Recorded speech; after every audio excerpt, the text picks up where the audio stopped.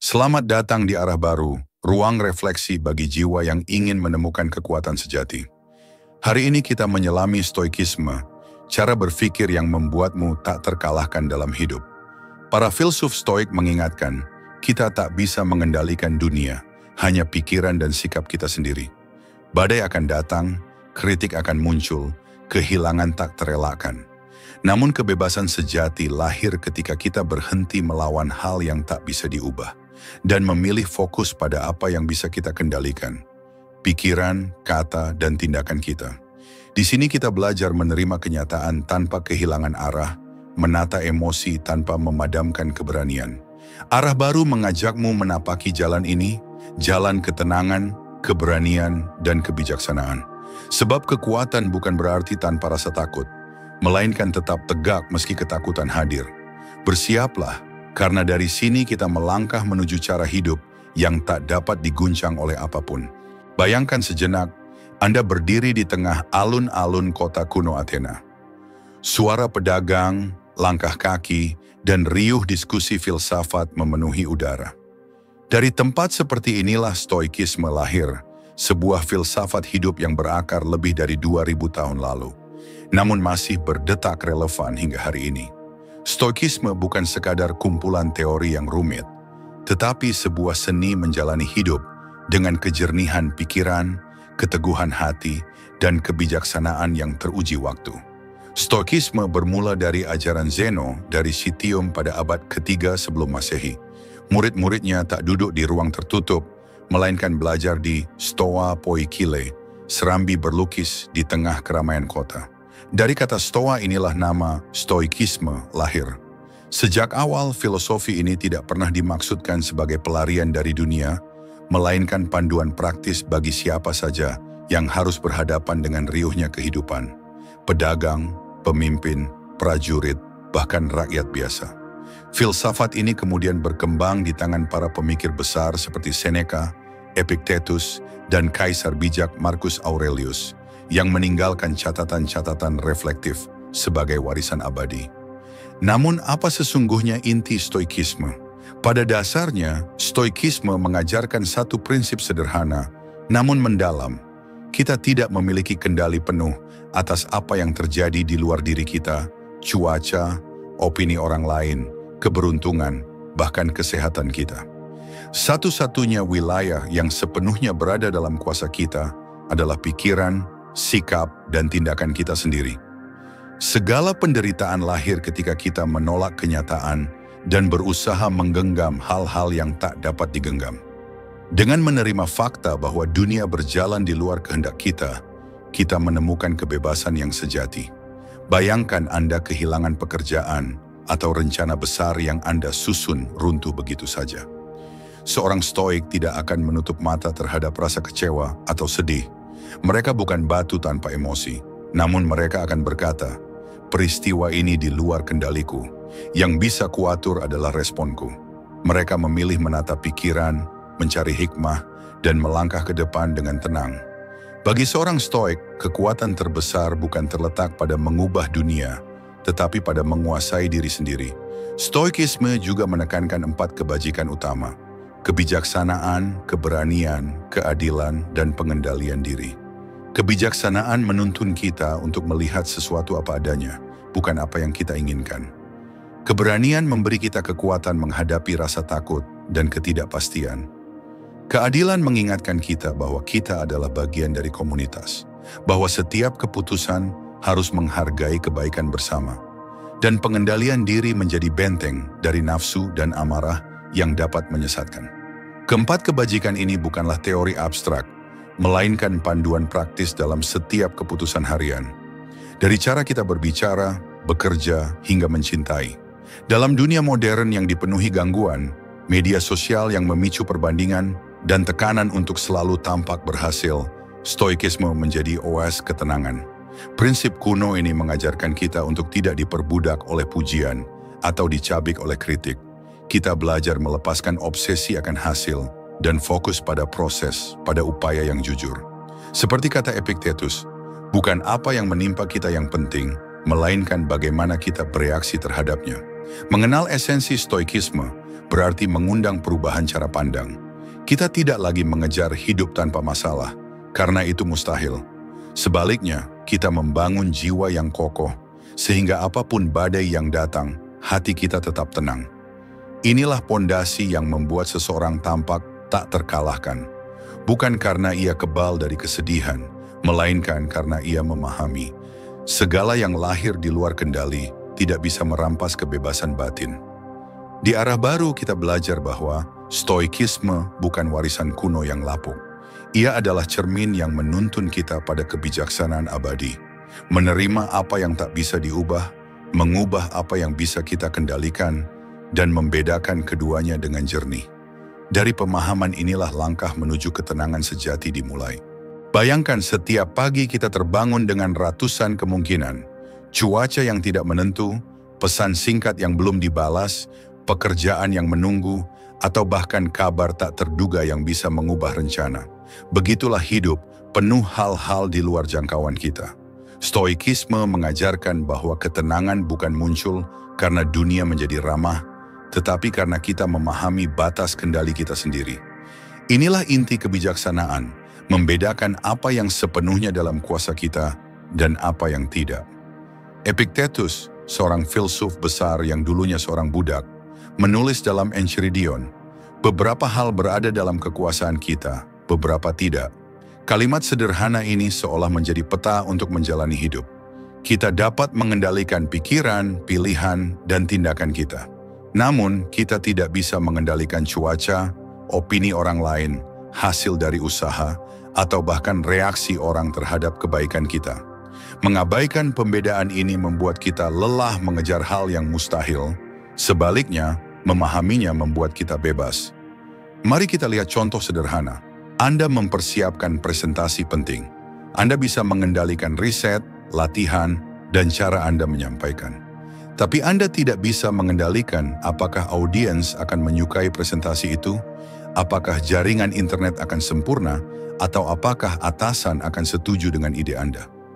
Jika Anda mengikat kebahagiaan pada respon orang lain, Anda memberi dunia kunci emosi Anda. Namun bila fokus pada upaya terbaik yang bisa dilakukan, Anda akan tetap tenang apapun hasilnya. Mengendalikan yang bisa dikendalikan bukan berarti pasrah atau berhenti berusaha. Justru sebaliknya, ini adalah tindakan penuh kesadaran. Kita menempatkan energi hanya pada hal yang nyata dapat kita ubah. Pikiran, keputusan, dan nilai-nilai yang kita jalankan. Ketika seseorang menyinggung perasaan kita tidak bisa mengatur kata-katanya. Tetapi kita bisa memilih untuk tidak membiarkan amarah menguasai. Ketika ekonomi goyah, kita tidak bisa menahan badai global, tetapi kita bisa menata ulang anggaran dan cara kita menanggapi kecemasan. Kebebasan sejati lahir ketika kita berhenti bergantung pada hasil luar. Bayangkan seorang pelari maraton, ia tidak bisa memastikan akan menjadi juara karena faktor cuaca, kondisi lawan, atau kesehatan mendadak bisa memengaruhi. Tapi ia bisa memastikan latihan, nutrisi, dan mentalitas yang ia bawa ke garis start. Dengan fokus pada proses, ia menemukan kepuasan yang tidak ditentukan oleh podium. Begitu pula hidup kita. Kemenangan sejati ada pada usaha yang jujur, bukan pada trofi yang mungkin tak pernah datang. Prinsip ini juga mengajarkan pengelolaan emosi. Seringkali kita merasa marah, cemas, atau takut karena mencoba mengendalikan yang tak bisa kita kuasai. Kita ingin orang lain memahami kita, menghargai kita, atau mencintai kita seperti yang kita bayangkan. Ketika kenyataan berbeda, kita frustrasi. Stoikisme menantang pola pikir itu. Ia berkata, latih dirimu untuk menilai hanya apa yang berada di bawah kendalimu. Semua yang lain hanyalah indifferent, bukan milikmu untuk dipaksa. Mengendalikan yang bisa dikendalikan berarti mengembalikan kedaulatan batin. Kita berhenti menjadi tawanan opini, keberuntungan, atau ketidakpastian dunia. Kita belajar bahwa harga diri tidak tergantung pada pujian atau cemooh. Kita bekerja dengan sepenuh hati, tetapi melepaskan obsesi terhadap hasil. Inilah yang membuat seorang stoik tampak tak tergoyahkan. Bukan karena mereka kebal dari masalah, tetapi karena mereka tidak mengizinkan dunia luar mendikte batin mereka. Dalam praktik sehari-hari, Prinsip ini dapat dilatih dengan kesadaran penuh. Sebelum bereaksi terhadap suatu masalah, tanyakan, apakah ini dalam kendaliku? Jika ya, lakukan yang terbaik. Jika tidak, terimalah dengan lapang dada. Kebiasaan kecil ini dilakukan berulang, mengubah cara kita melihat hidup. Kita tidak lagi dikuasai rasa takut akan masa depan atau penyesalan masa lalu, karena kita hanya memegang erat apa yang nyata di tangan kita. Keputusan pada saat ini. Di tengah hiruk-pikuk modern, dari tekanan pekerjaan hingga berita yang membanjiri ponsel, latihan ini menjadi tameng yang kuat. Kita tidak bisa mengendalikan arus dunia, tetapi kita bisa menavigasi perahu kita sendiri. Arah baru mengajak Anda menanamkan kebijaksanaan ini. Arahkan tenaga pada apa yang benar-benar bisa diubah, pikiran, kata, dan tindakan. Disitulah kebebasan lahir, dan di sanalah jiwa yang tak terkalahkan menemukan rumahnya. Dalam perjalanan hidup, ada hal-hal yang tidak dapat kita pilih. Waktu lahir, orang tua yang melahirkan kita, cuaca esok hari, atau kejutan yang datang tanpa undangan. Kita sering berharap dunia berjalan sesuai rencana kita, seakan seluruh alam semesta tunduk pada keinginan pribadi.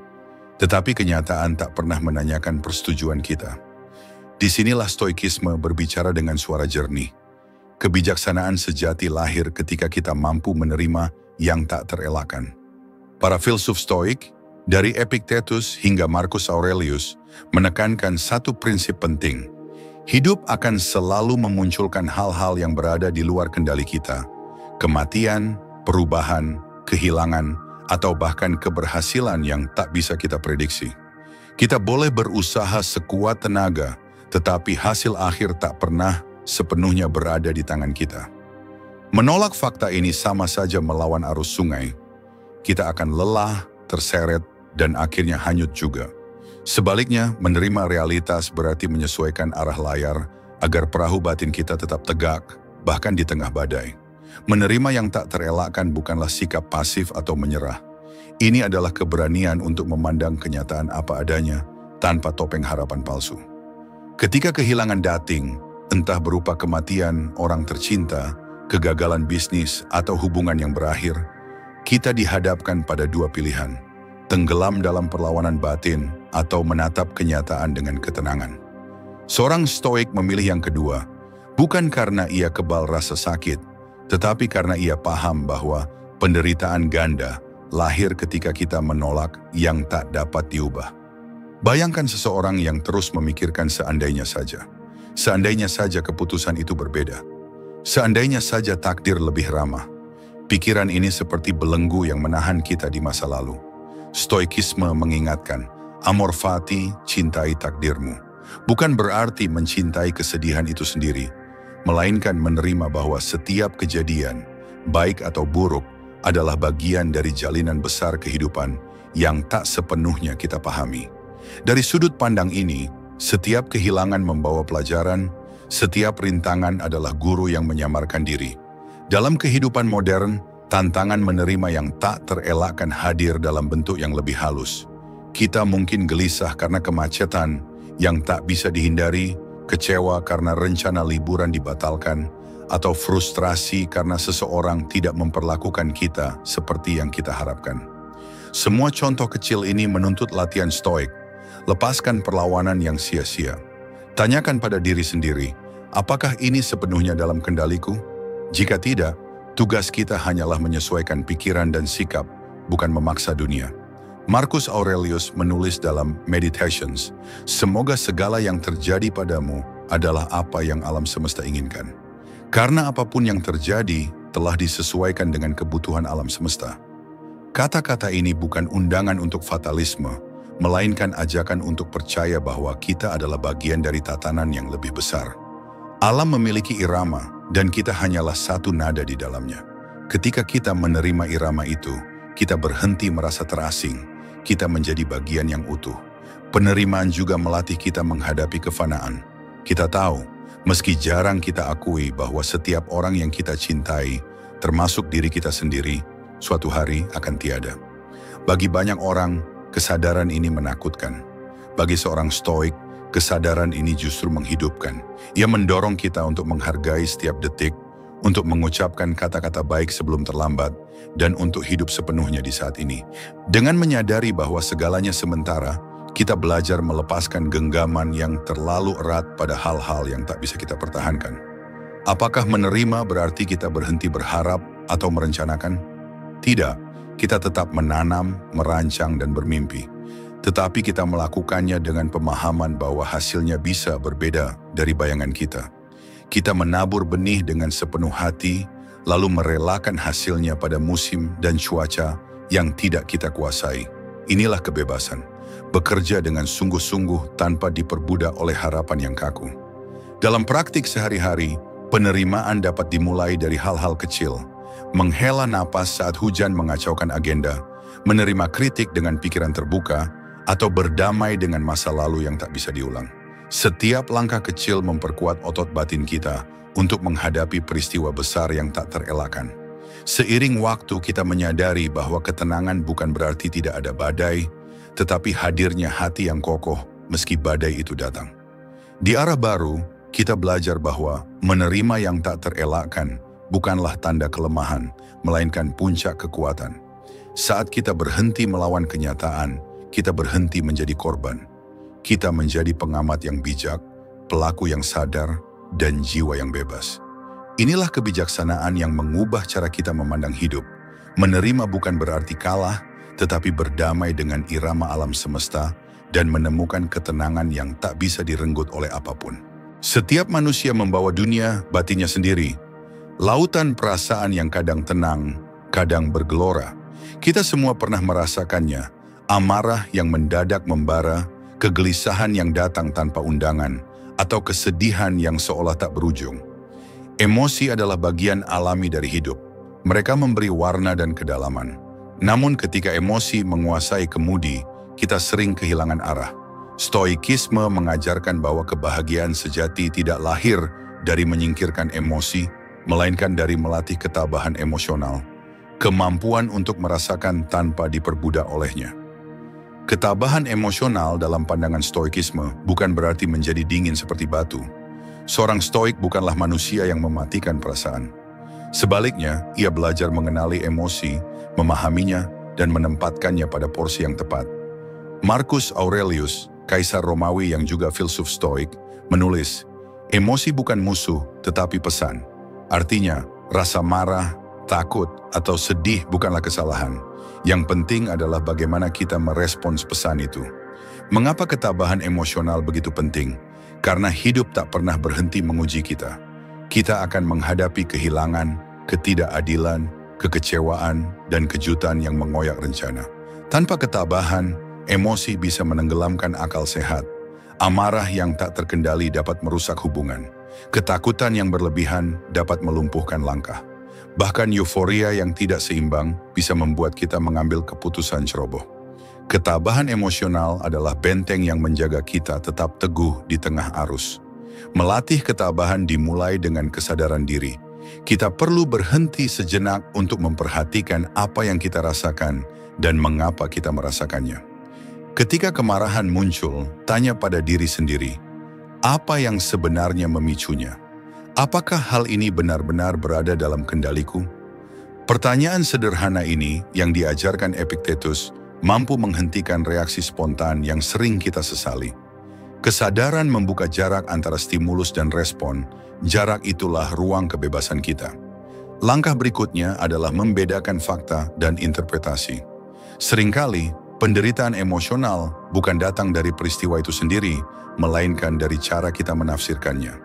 Sebuah kritik dari atasan hanyalah rangkaian kata, tetapi kita menafsirkannya sebagai ancaman harga diri.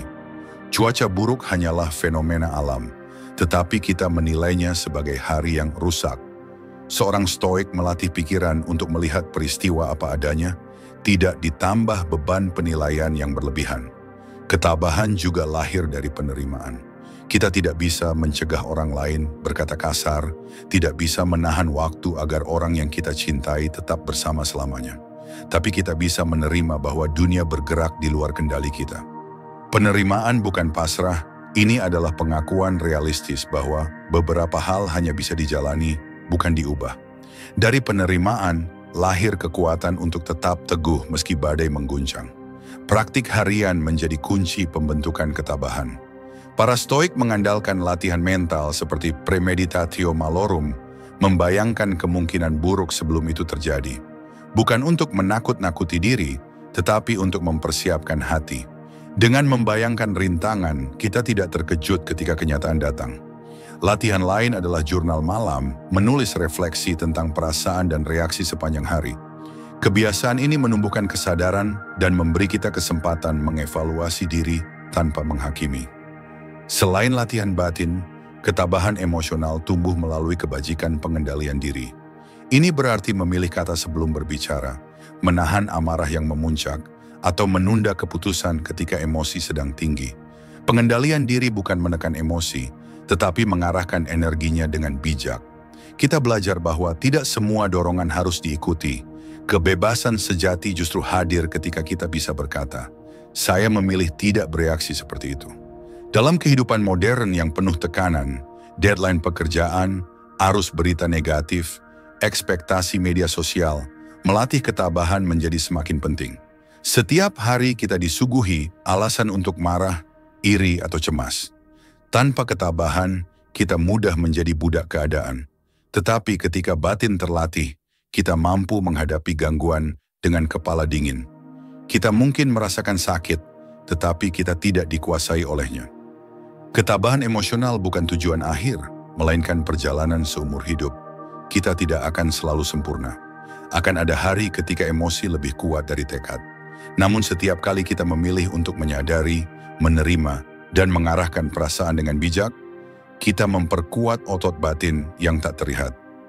Seiring waktu, badai yang dulu mengguncang akan terasa seperti angin sepoi-sepoi. Di arah baru, kita belajar bahwa melatih ketabahan emosional bukanlah cara menghapus perasaan, tetapi seni mengarahkan hati. Kita tetap mencintai, merasakan, dan berharap, tetapi kita tidak lagi diperbudak oleh gelombang emosi. Inilah kebebasan yang diajarkan Stoikisme, ketenangan yang lahir dari dalam, yang tidak bisa direbut oleh keadaan apapun, dan yang menjadikan kita benar-benar tak tergoyahkan. Setiap orang merindukan kebebasan. Kita sering mengartikan kebebasan sebagai kesempatan bepergian kemana saja, memiliki cukup uang untuk memilih apa saja, atau tidak terikat aturan siapapun. Namun Stoikisme mengingatkan kita bahwa kebebasan sejati tidak bergantung pada keadaan luar. Kebebasan batin adalah ruang di dalam diri, tempat di mana pikiran tetap tenang, pilihan tetap jernih, dan jiwa tetap merdeka meski dunia di luar penuh kekacauan.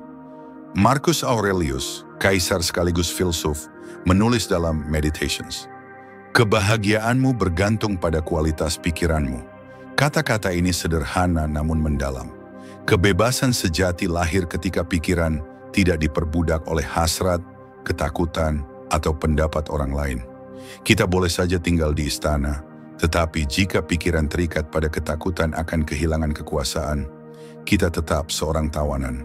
Sebaliknya, seseorang yang hidup sederhana namun memiliki kendali atas dirinya sendiri bisa merasa lebih merdeka daripada raja manapun. Mengapa kebebasan batin begitu penting? Karena dunia luar selalu bergerak di luar kendali kita. Kita tidak bisa menahan waktu, mengatur cuaca, atau memastikan bahwa orang lain selalu memperlakukan kita dengan baik. Jika kebahagiaan kita tergantung pada hal-hal itu, kita akan terus diombang-ambingkan. Hari cerah membuat kita bahagia, hari hujan membuat kita murung, pujian membuat kita terbang, kritik membuat kita jatuh. Jiwa kita menjadi seperti perahu tanpa kemudi, pasrah pada arus. Stoikisme mengajarkan bahwa kebebasan batin dimulai dari pengakuan sederhana. Hanya pikiran, keputusan, dan tindakan kita yang sepenuhnya berada dalam kuasa kita. Segala yang lain, pujian, reputasi, keberuntungan, adalah hal-hal eksternal. Ketika kita berhenti menggantungkan harga diri pada hal eksternal, kita menemukan ruang batin yang kokoh. Di ruang inilah kita dapat merasakan kedamaian, bahkan di tengah kegaduhan. Bayangkan seseorang yang hidup di bawah sorotan media, dikelilingi pujian sekaligus kritik. Tanpa kebebasan batin, ia akan menjadi tawanan opini. Setiap komentar negatif menyalakan kemarahan. Setiap pujian menumbuhkan ketergantungan. Tetapi seorang yang merdeka di dalam dirinya akan berkata, pujian dan cemooh bukan milikku untuk dikendalikan. Yang penting adalah apakah aku bertindak sesuai nilai dan kebajikan. Dengan sikap ini, ia menjaga jiwanya dari pasang surut pengaruh luar. Menemukan kebebasan batin bukan berarti menolak dunia atau menarik diri dari kehidupan sosial. Seorang stoik tetap mencintai, bekerja, dan berkontribusi. Perbedaannya, ia tidak menjadikan hasil akhir sebagai penentu harga diri. Ia menabur benih dengan sepenuh hati, namun menerima bahwa panen bukan miliknya sepenuhnya. Kebebasan batin tidak memisahkan kita dari dunia, justru membuat kita hadir sepenuhnya tanpa rasa takut kehilangan. Langkah menuju kebebasan batin dimulai dari pengendalian diri. Ini bukan pengekangan kaku, tetapi kesadaran untuk tidak dikuasai dorongan sesaat. Saat keinginan berlebihan muncul, keinginan akan pengakuan, kekayaan, atau kekuasaan, kita menanyakan, apakah ini benar-benar diperlukan untuk kebahagiaan? Pertanyaan ini membebaskan kita dari pengejaran tanpa ujung. Kita belajar menikmati apa yang ada, bukan terus terjebak dalam rasa kurang. Praktik lain yang penting adalah kesadaran akan kefanaan. Kita, orang-orang yang kita cintai, dan segala yang kita miliki, pada akhirnya akan berlalu. Bagi sebagian orang, pemikiran ini menakutkan. Bagi seorang stoik, inilah pintu kebebasan. Ketika kita menerima bahwa segalanya sementara, kita berhenti menggenggam dengan panik. Kita menghargai momen tanpa mencoba menahannya. Dalam penerimaan akan kefanaan, kita menemukan kebebasan dari rasa takut kehilangan. Latihan sehari-hari dapat memperkuat kebebasan batin. Misalnya, menulis jurnal reflektif setiap malam, meninjau tindakan kita, menilai apakah kita bertindak sesuai kebajikan, dan melepaskan penilaian orang lain. Atau premeditatio malorum, membayangkan kemungkinan rintangan besok bukan untuk mengundang kesialan, tetapi untuk menyiapkan pikiran agar tetap tenang ketika hal tak diinginkan datang. Setiap latihan menumbuhkan jarak sehat antara kejadian dan reaksi, memberi kita ruang untuk memilih dengan sadar. Dalam dunia modern, kebebasan batin adalah anugerah yang langka. Media sosial mendorong kita untuk mengukur nilai diri dari jumlah like, berita menyalakan kecemasan, dan arus konsumsi menumbuhkan rasa kurang yang tiada akhir. Tanpa kesadaran, kita mudah menjadi tawanan layar dan ekspektasi. Tetapi ketika kita menanamkan prinsip stoikisme, fokus pada apa yang bisa kita kendalikan, menerima yang tak bisa diubah, dan menjalani kebajikan, kita membangun benteng batin yang tak tergoyahkan. Di arah baru kita belajar bahwa kebebasan sejati bukan berarti memiliki segalanya, tetapi tidak diperbudak oleh apapun. Ketika pikiran tidak lagi digerakkan oleh ketakutan atau keserakahan, kita merasakan kedamaian yang tidak dapat dibeli atau direnggut. Inilah kebebasan batin yang dimaksud para stoik. Ruang sunyi di dalam diri yang tetap teduh meski badai kehidupan bergemuruh, tempat di mana jiwa akhirnya pulang dan berkata, aku merdeka. Bayangkan sejenak Anda berdiri di tepi hutan yang sunyi. Angin menyentuh dedaunan, cahaya matahari menembus celah pohon, dan burung-burung berkicau mengikuti ritme yang teratur. Tidak ada satu pun dari mereka yang tergesa. Tidak ada seekor burung yang cemas apakah esok akan hujan, atau sebatang pohon yang iri pada tinggi pohon lainnya. Semua bergerak sesuai kodratnya, selaras dengan alam. Bagi para filsuf stoik, pemandangan ini bukan hanya keindahan. Ia adalah cerminan dari hukum terbesar yang mengatur seluruh semesta. Logos, akal budi kosmik. Hidup selaras dengan alam dan rasio, berarti menyesuaikan diri dengan tatanan besar ini, menemukan tempat kita di dalamnya, dan menjalani hidup dengan kebijaksanaan yang menghormati keteraturan alam semesta. Stoikisme memandang alam bukan sekadar latar kehidupan, melainkan sistem yang rasional dan teratur. Alam semesta bergerak dengan hukum yang pasti, pergantian musim, perputaran planet, pertumbuhan dan pelapukan. Semua berjalan dengan keseimbangan yang menakjubkan. Marcus Aurelius menulis, apapun yang sesuai dengan alam semesta adalah baik bagiku, karena aku adalah bagian dari alam itu. Pernyataan ini bukan puitis semata. Ia adalah pengingat bahwa kita bukan penguasa terpisah, melainkan bagian kecil dari jaringan besar kehidupan. Namun, apa artinya hidup selaras dengan alam bagi manusia modern? Pertama, kita diingatkan untuk menerima kodrat manusia sebagai makhluk rasional. Berbeda dengan hewan yang digerakkan naluri, kita dianugerahi kemampuan berpikir dan menimbang. Hidup sesuai alam berarti menggunakan anugerah itu, mengarahkan keputusan dengan akal sehat, bukan sekadar mengikuti dorongan emosi atau hasrat sesaat. Ketika marah, kita diundang untuk berhenti dan menimbang. Apakah reaksi ini sesuai dengan kebajikan? Apakah ini selaras dengan akal? Rasio menjadi kompas, bukan hawa nafsu. Kedua, hidup selaras dengan alam berarti memahami bahwa kita adalah bagian dari keseluruhan yang lebih besar. Kita bukan pusat alam semesta, melainkan simpul dalam jejaring tak berujung. Kesadaran ini menumbuhkan kerendahan hati. Kita menghormati alam, tidak merusaknya demi keserakahan. Kita juga menghormati manusia lain, karena mereka adalah sesama bagian dari tatanan kosmik. Inilah dasar kebajikan stoik yang disebut keadilan universal. Memperlakukan orang lain dengan hormat, karena mereka sama-sama ciptaan alam semesta.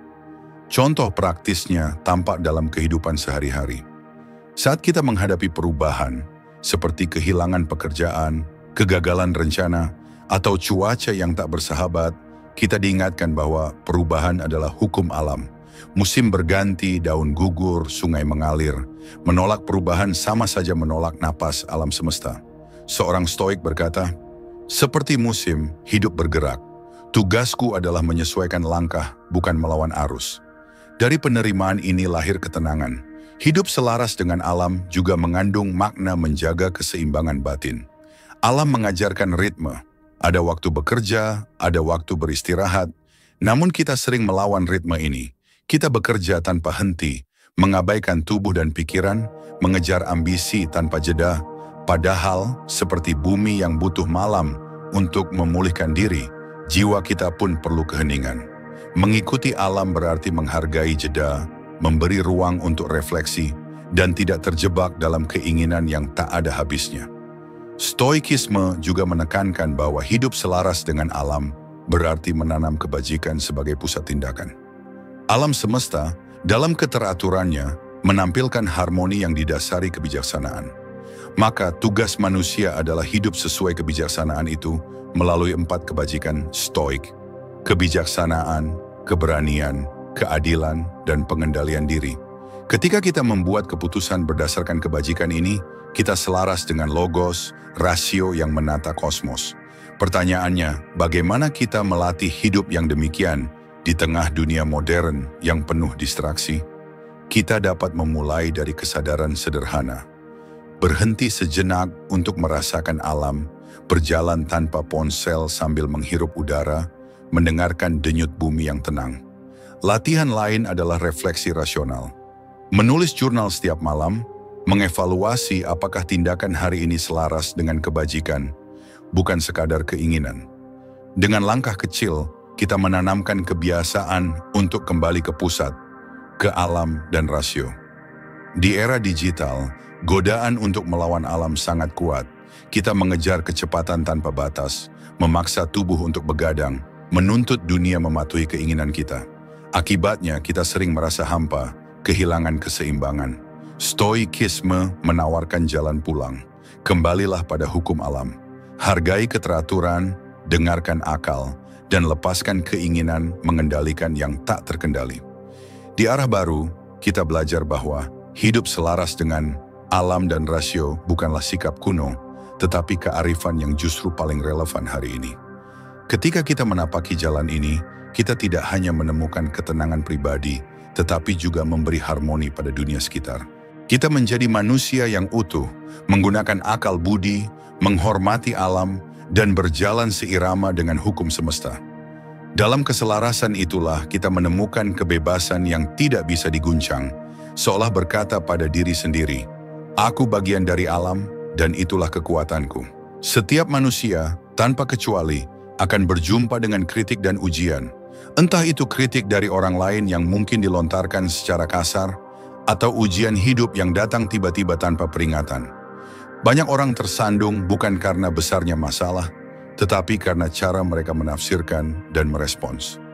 Disinilah stoikisme menawarkan jalan pikiran yang jernih. Kita tidak dapat mengendalikan lidah orang lain, kita tidak dapat menahan badai hidup, tetapi kita selalu memiliki kendali penuh atas cara kita menanggapi. Marcus Aurelius menulis, "Jika seseorang berbuat salah padamu, itu masalah mereka. Yang penting adalah tidak membiarkan pikiranmu ikut tercemar." Kalimat ini menegaskan bahwa kekuatan sejati bukan terletak pada membungkam semua kritik, melainkan pada kemampuan menjaga batin tetap tenang ketika kritik itu datang. Kritik bisa berupa kata-kata pedas, sindiran halus, atau bahkan fitnah yang sengaja dibuat untuk menjatuhkan. Namun yang memengaruhi kita bukan kata-kata itu sendiri, melainkan penilaian kita terhadapnya. Bayangkan Anda menerima komentar negatif di hadapan banyak orang. Naluri pertama mungkin marah atau merasa terhina. Tetapi seorang stoik akan berhenti sejenak dan bertanya, apakah kata-kata ini benar? Jika benar, itu hadiah yang membuka kesempatan untuk memperbaiki diri. Jika tidak benar, maka kata-kata itu hanyalah udara yang lewat. Mengapa harus dibiarkan meracuni ketenangan batin? Disinilah latihan pengendalian diri menjadi nyata. Kita belajar menahan reaksi spontan dan menggantinya dengan kebijaksanaan. Ujian hidup pun serupa. Kegagalan, kehilangan, penyakit, atau krisis tak terduga seringkali menguji ketabahan kita. Epictetus berkata, bukan peristiwa yang mengganggu manusia, melainkan pandangan mereka tentang peristiwa itu. Stoikisme mengajak kita melihat ujian bukan sebagai hukuman, melainkan sebagai ladang latihan kebajikan. Seperti otot yang hanya kuat ketika diuji beban, jiwa pun hanya tumbuh melalui tantangan. Setiap kesulitan menjadi ruang untuk melatih kesabaran, keberanian, dan kebijaksanaan. Mari kita bayangkan skenario sederhana. Anda sedang berusaha membangun usaha kecil, lalu muncul komentar, "Itu hanya buang-buang waktu, kamu tidak akan berhasil." Di titik ini, Anda punya dua pilihan. Pertama, larut dalam kemarahan, merasa diremehkan, dan kehilangan fokus. Kedua, menganggap komentar itu sebagai ujian keteguhan. Apakah aku percaya pada visi ini? Apakah aku bekerja dengan rencana yang matang? Dengan memilih yang kedua, kritik berubah menjadi cermin, bukan belenggu. Menghadapi kritik dan ujian juga menuntut kita untuk memahami perbedaan antara kendali internal dan eksternal. Kita tidak bisa memaksa orang lain menyukai kita, tidak bisa mengatur semua keadaan agar selalu menguntungkan. Namun kita sepenuhnya berkuasa atas pikiran, pilihan, dan sikap kita. Ketika kita menempatkan energi pada hal-hal di luar kendali, kita akan terus merasa lelah dan frustrasi. Sebaliknya, ketika kita fokus pada apa yang dapat kita kendalikan, sikap, usaha, prinsip, kita menemukan ketenangan sejati. Sebagian orang mengira ketenangan berarti pasif atau lemah, padahal stoikisme justru menuntut keberanian aktif.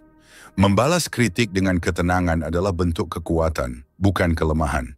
Menyambut ujian dengan kepala tegak adalah wujud keberanian, bukan kepasrahan. Seorang stoik bukanlah orang yang menutup mata dari masalah, melainkan orang yang berdiri teguh dan berkata, "Ini sulit, tetapi aku mampu menghadapinya dengan pikiran jernih." Dalam praktik sehari-hari, kita bisa melatih diri menghadapi kritik dan ujian dengan beberapa langkah sederhana. Pertama, jeda sebelum merespons.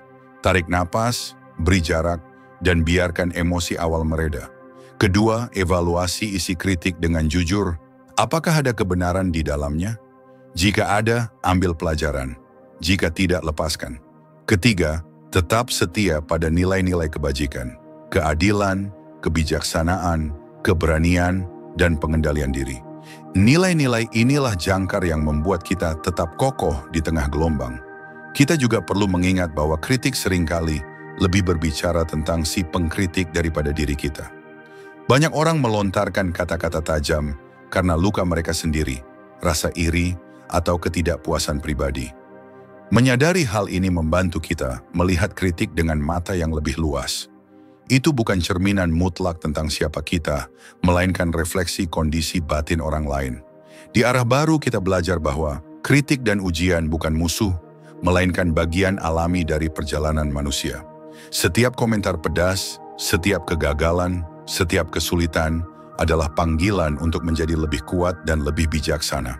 Ketika kita menanggapi dengan ketenangan, kita menunjukkan pada dunia dan terutama pada diri sendiri bahwa kekuatan sejati terletak pada penguasaan diri. Maka, ketika kritik datang dan ujian mengetuk, ingatlah, Anda tidak ditentukan oleh kata-kata orang lain dan tidak ditaklukkan oleh situasi. Anda ditentukan oleh cara Anda memilih untuk berpikir dan bertindak. Itulah inti stoikisme, kebebasan batin yang membuat Anda tak terkalahkan, bahkan di tengah badai terbesar sekalipun. Di puncak ajaran stoikisme, terdapat satu pesan yang selalu bergema. Hidup yang baik adalah hidup yang dijalani dengan kebajikan. Para filsuf stoik tidak mengejar kemewahan, bukan pula kekuasaan atau pujian. Mereka meyakini bahwa ukuran keberhasilan sejati bukanlah harta, jabatan atau ketenaran, melainkan sejauh mana kita setia pada kebajikan. Tanpa kebajikan, semua pencapaian hanyalah bayangan yang rapuh, mudah runtuh oleh waktu. Stoikisme merumuskan kebajikan dalam 4 pilar utama: kebijaksanaan, keberanian, keadilan, dan pengendalian diri. 4 pilar ini bukan teori tinggi yang hanya indah dibicarakan di ruang filsafat, melainkan panduan hidup yang harus dihidupi setiap hari, di tengah rutinitas paling sederhana sekalipun. Mempraktikkan kebajikan sehari-hari berarti membawa filosofi ke dalam tindakan, dalam cara kita berbicara, bekerja, mencintai, dan bahkan menanggapi kesulitan. Mari kita mulai dengan kebijaksanaan. Kebijaksanaan bukan sekadar kepintaran atau banyaknya pengetahuan. Ia adalah kemampuan melihat sesuatu sebagaimana adanya, menimbang dengan akal sehat, tidak mudah terjebak emosi atau prasangka. Dalam kehidupan modern, kebijaksanaan tampak ketika kita berhenti sejenak sebelum menilai, ketika kita mendengarkan dengan sabar sebelum menjawab, ketika kita memilih keputusan yang benar meski tidak populer. Kebijaksanaan melatih kita untuk bertanya, apakah tindakan ini selaras dengan kebenaran? Apakah ini berguna bagi diriku dan orang lain dalam jangka panjang? Pilar kedua adalah keberanian. Bagi Stoik, keberanian bukan hanya berani menghadapi bahaya fisik, tetapi keberanian moral. Teguh memegang prinsip ketika mudah untuk menyerah.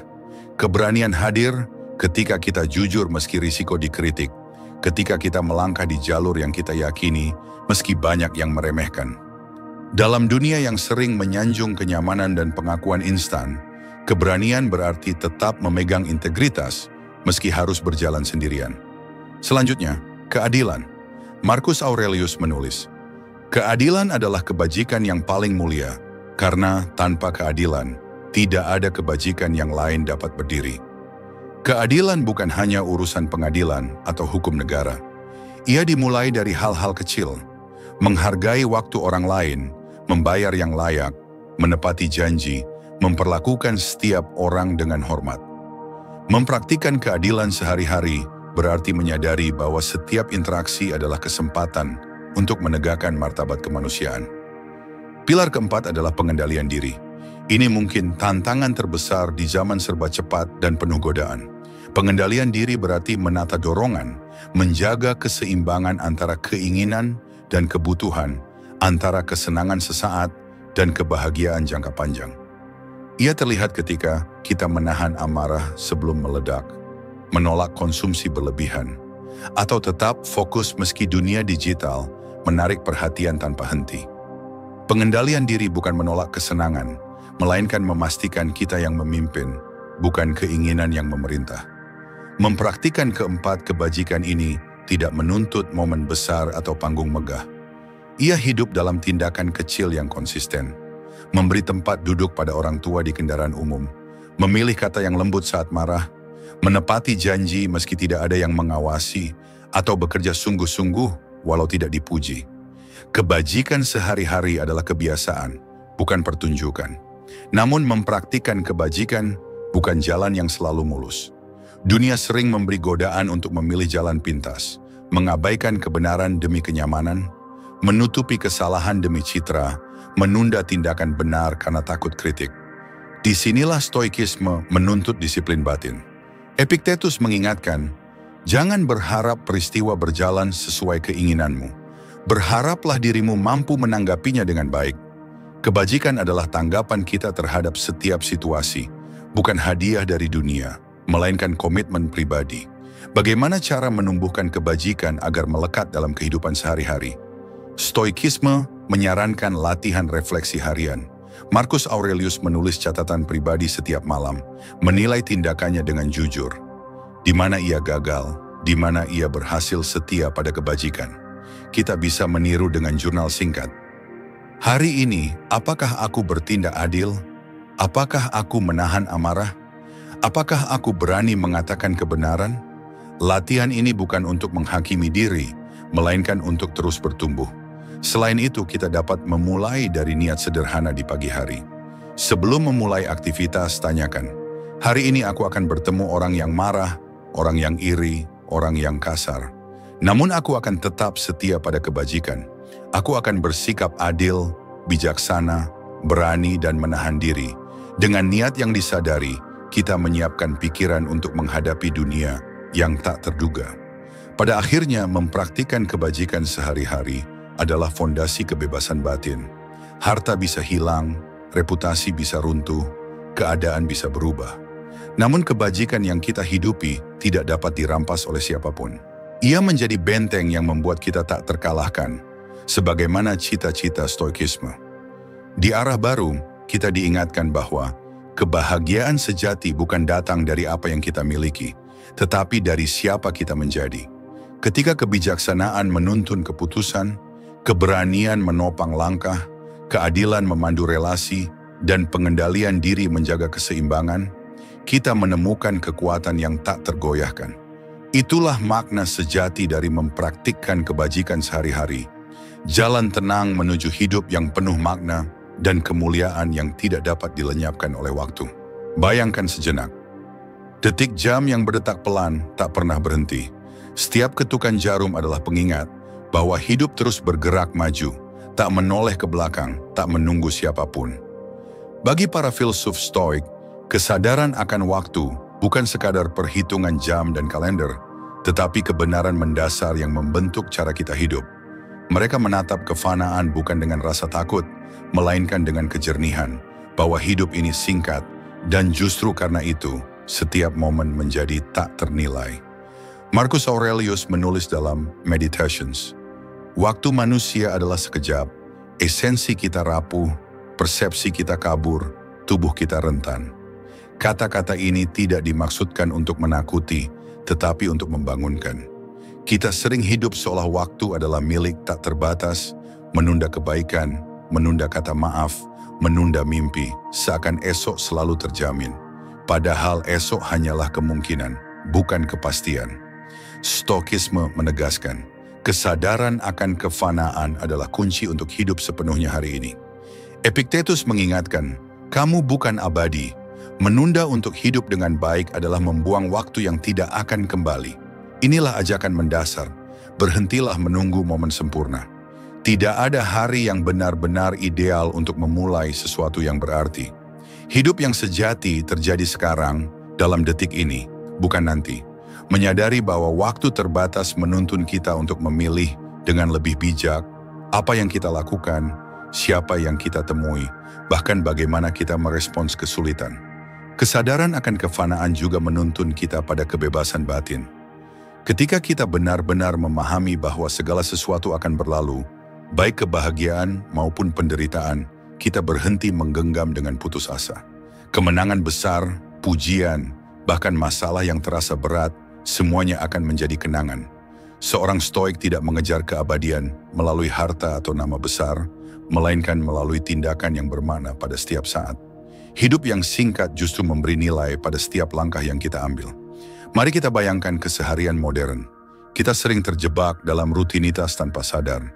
Pekerjaan yang menumpuk, notifikasi yang tak henti, ambisi yang tak pernah selesai. Kita berkata, nanti aku akan meluangkan waktu untuk keluarga, atau suatu hari aku akan memulai hal yang aku cintai. Namun waktu bukan bank tabungan, ia terus berjalan, diam-diam membawa pergi kesempatan. Stoikisme mengajak kita menatap kenyataan ini dengan berani. Gunakan waktumu seperti harta paling berharga, karena itulah satu-satunya kepemilikan yang tak bisa digantikan. Menghargai waktu bukan berarti kita harus tergesa-gesa atau menciptakan kesibukan tiada henti. Justru sebaliknya, stoikisme mengajarkan untuk hadir sepenuhnya dalam apapun yang kita lakukan.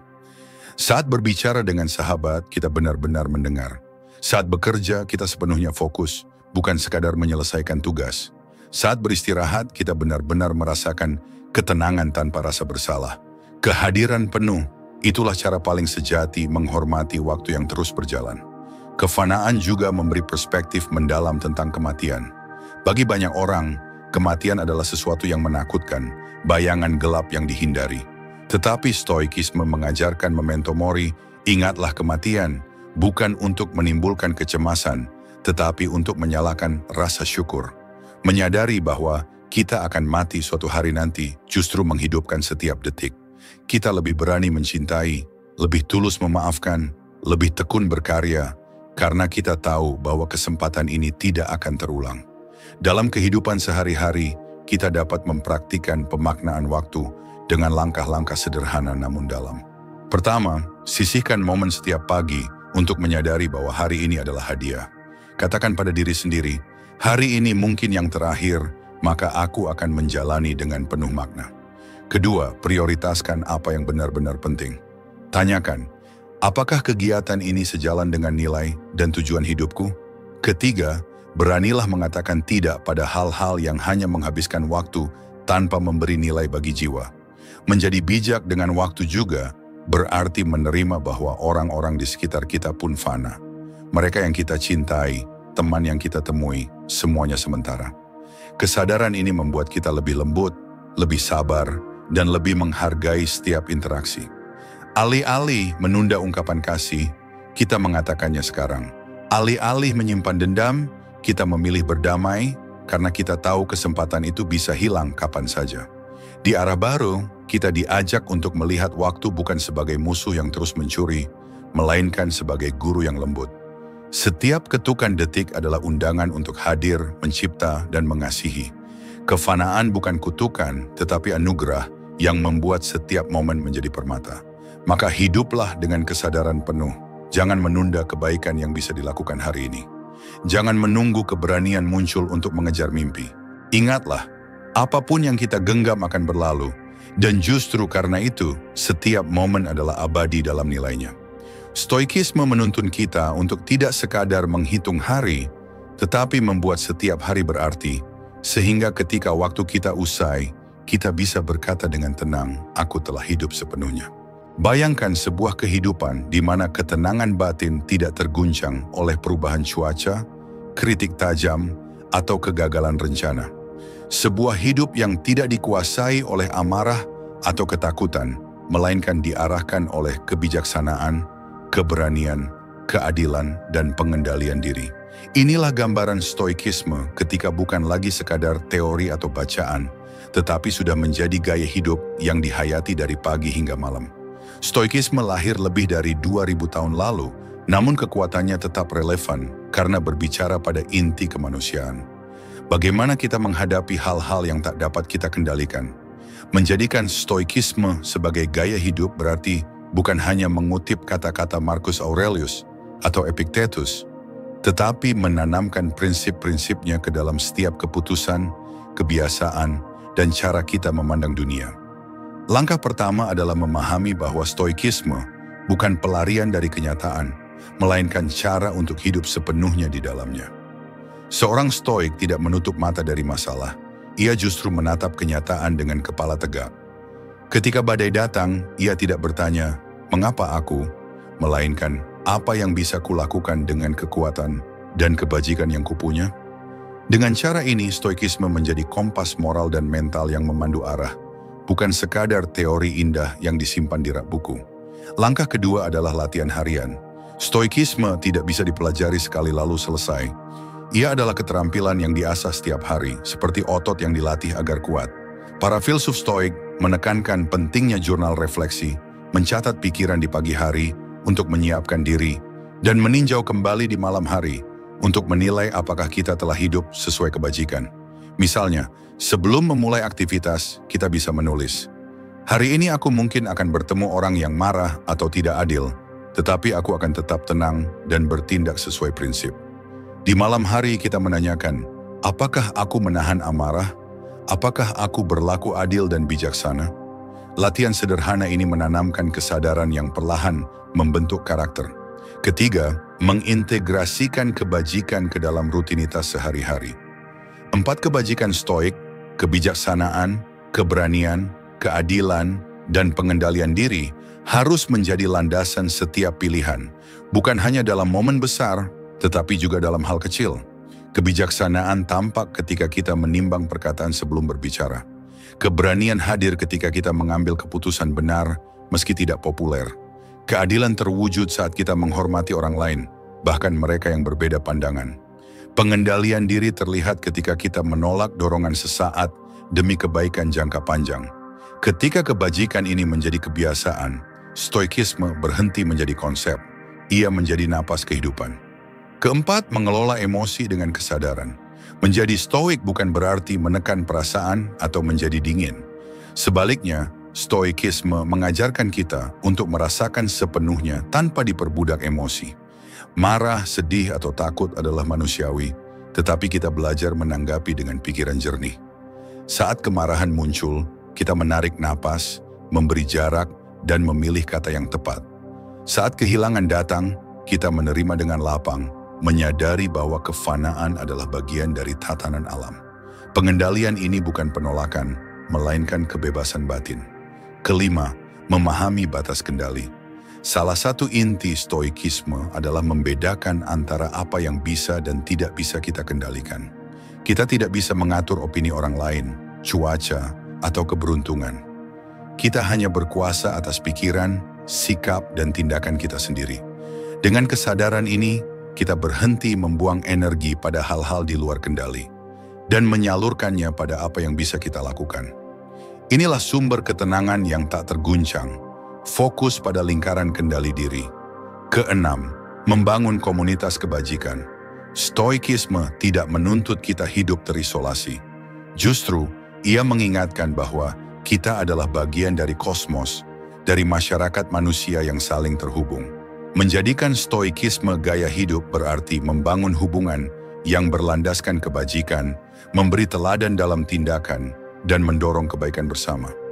Kita belajar berbicara dengan hormat, mendengarkan dengan sabar, dan berkontribusi bagi kebaikan kolektif. Ketujuh, menghargai waktu dan kefanaan. Seorang stoik memandang waktu sebagai harta paling berharga. Ia tidak menunda kebaikan, tidak menunggu momen sempurna untuk bertindak. Menjadikan stoikisme gaya hidup berarti bangun setiap pagi dengan kesadaran bahwa hari ini mungkin satu-satunya kesempatan untuk berlaku bijak dan penuh makna. Dengan cara ini, kita tidak hanya menjalani hari, tetapi benar-benar hidup dalam setiap detik. Dalam praktik modern, stoikisme bisa diwujudkan melalui hal-hal sederhana.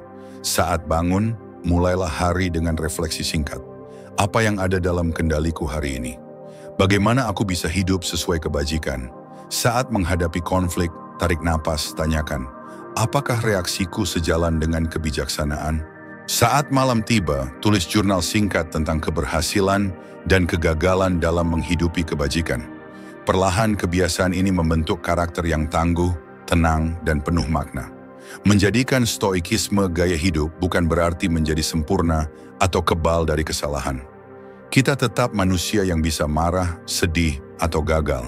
Tetapi perbedaan terletak pada cara kita kembali ke pusat, pada komitmen untuk terus belajar dan memperbaiki diri. Stoikisme adalah perjalanan tanpa akhir, bukan tujuan statis.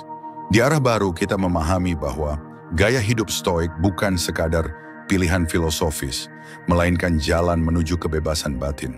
Ketika prinsip stoikisme menuntun pikiran dan tindakan kita, dunia luar bisa berguncang, tetapi jiwa kita tetap kokoh. Kita tidak menjadi dingin atau acuh, tetapi justru hadir penuh, berani mencintai, berani menghadapi kesulitan, dan setia pada kebajikan. Itulah makna sejati menjadikan stoikisme sebagai gaya hidup.